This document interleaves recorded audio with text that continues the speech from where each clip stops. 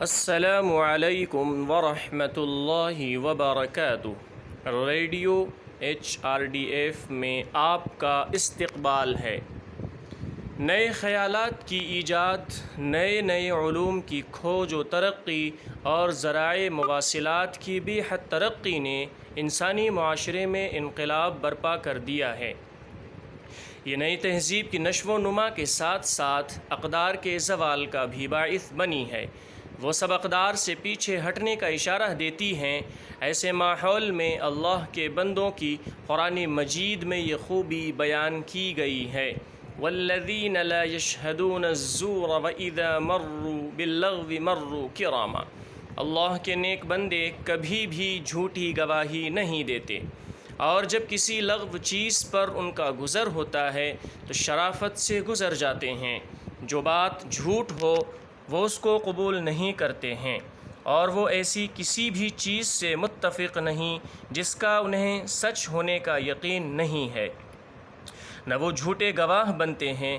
ہم نے ایسے افراد کو دیکھا ہے جو دلیل کے بغیر جھوٹی گواہی پیش کرتے ہیں اور عدالت میں اپنا مقدمہ جیتنے کے لیے اپنے موکلوں کی جانب سے اپنا مقدمہ جیتنے کی کوشش کرتے ہیں۔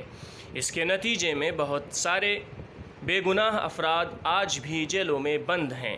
لغو یعنی غیر ضروری اور بے معنی سرگرمیوں اور گفتگو کا حوالہ دیتا ہے۔ اس میں بیکار یا غیر مؤثر تقریر اور عمل شامل ہیں۔ جو لوگ اس طرح کی گفتگو سے باز نہیں آتے ہیں، لفظ معرضون سے یہی مراد ہیں۔ عوامی گفتگو سوشل میڈیا اور نیوز میڈیا کے ذریعے جھوٹ، فریب، نسل پرستی اور غیر اخلاقی چیزیں پھیلانے کے کاموں میں یونین اور حکومتیں آپس میں مقابلہ کر رہی ہیں۔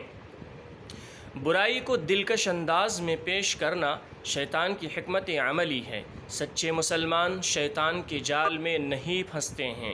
بیکار اور بے معنی تفریح، انٹرنیٹ، گیمز، تقاریر اور دوسرے کاموں میں وقت اور رقم ضائع کرنا لغو میں شامل ہے۔ اللہ کے بندے ایسے غیر ضروری معاملات میں ملوث نہیں ہوتے ہیں۔ اللہ کے بندوں میں ایسا کوئی نہیں ہوگا جو غلط خبریں بناتے ہوں یا جھوٹی حرکتیں کرتے ہوں۔ آئیے ہم بھی ایسی عمدہ خوبیوں کو حاصل کرنے کی کوشش کریں۔ اللہ تعالیٰ توفیق عطا فرمائے، آمین۔